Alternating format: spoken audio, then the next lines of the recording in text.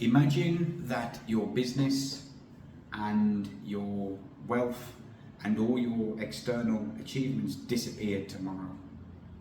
If everything that you built disappeared tomorrow, what would remain of you? This is an interesting topic and question to explore, because this question here of if everything you've built disappeared tomorrow, what would remain of you? And I'm not talking about your brand, not about your income, but you as an individual human made in the image of God. What would remain? And I think this question here talks to the root problem that we often see, and that we probably feel as well, and that there's a disconnect between who we are as a person and the actions that we do in the world around us. And this perhaps is down to the misconception of the sacred secular divide, where we go to church and we behave and do things on Sundays, and then we go out to church back on Monday morning and then we behave in a completely different way. Well, my hypothesis for that is that in the work world, business world, marketplace, everything is transactional. The goal in business and things predominantly is making money, which means all decisions and focus on making money at their essential core and essence, which then degrade humans and human interactions on a day-to-day basis down to cost per hour, return on investment, specific hitting how many sales calls have you converted, and all of these things. And it just completely takes the humanness out of everything that you do.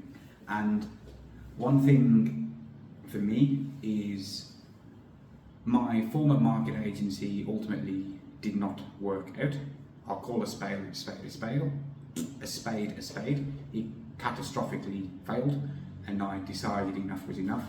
And now I can reflect back at all of the things that I did, all of the business sins I committed, which was using things like manipulative marketing. I can say in hindsight it was manipulative marketing. At the time I thought it was legitimate. I was using fake scarcity and coming up with offers and trying to sell high ticket offers for clients to their prospects who probably couldn't afford it.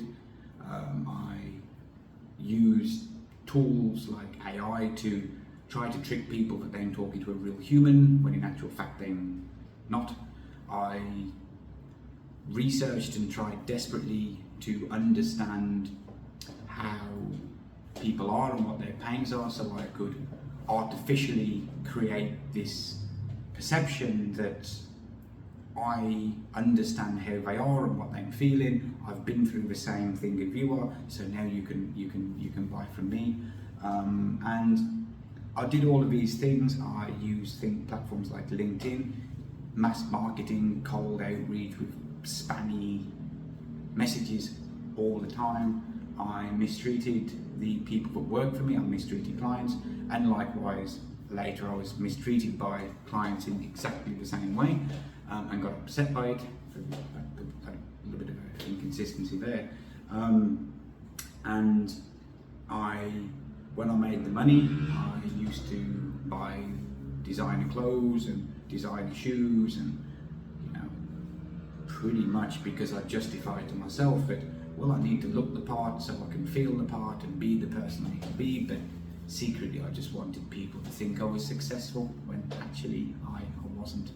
And the reality here is that everything that I had studied, learned, all the training I'd done, the coaches I had, and I probably invested maybe $100,000 or so into learning things, coaches, money invested in the business that didn't, marketing agency that didn't go particularly right, and everything there was to craft this kind of persona of who I was, so other people would think that I'm important.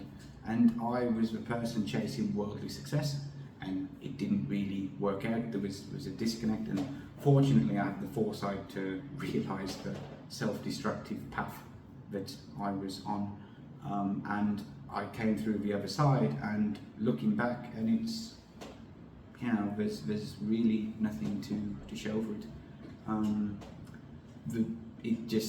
It made me a worse human being in the process of pursuing all of these goals that I set myself in my business.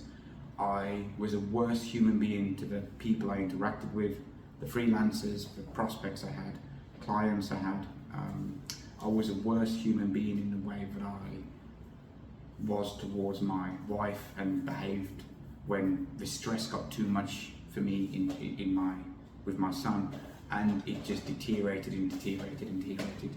And you know, maybe you are in the position where it's the same, that everything that you work towards, for me, I kind of had the realization it probably wasn't worth it. And another analogy to use here is one that I often use, and that is that imagine the person who graduated from university, they got a job at the firm they wanted to work at, and they were then working 60 to 80-hour weeks in the 20s, competing with everyone around them. They get promoted again, and then on the fast track up that career ladder, they make all the money they could dream of. They buy the fancy home, they buy the fancy car, they're successful by all accounts on the outside. Then one day, they're in the 40s, maybe in their early 50s, and they have massive mortgages and massive bills that they have to pay each month. So you're becoming a slave to your paycheck, because as your income increased, this person in the scenario, their expenses increased too, because they're keeping up with the Joneses, isn't it? You want everyone to view you as being important and successful and wealthy and all of these things. Then one day, somebody beats you to that promotion, and you realise that your progression at this company has reached your glass ceiling.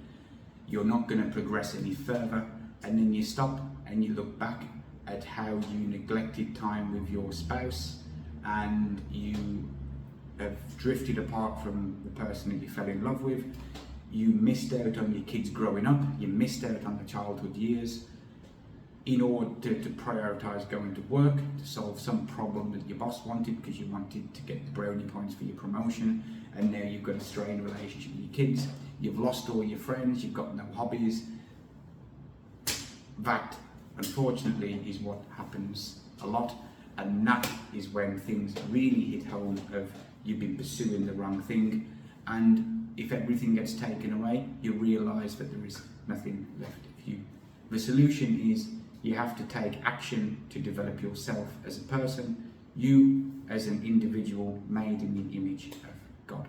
And the way to do that is you pursue Christ-likeness in everything you do in your day-to-day actions, pursue excellence, operate on extravagant love, attitude of humble service, radical generosity, and having integrity, and you do things because you know it's the right thing to do, and not for external rewards. And when you do, you'll become a better person, and if everything gets taken away, sure, you'll have the shock and the short-term issues that come around with it, but ultimately you will be a better person for it, and you will recognise that your value as a human is not on what you've achieved, but the fact that you are an individual human made in the image of God. That's all. See you next time.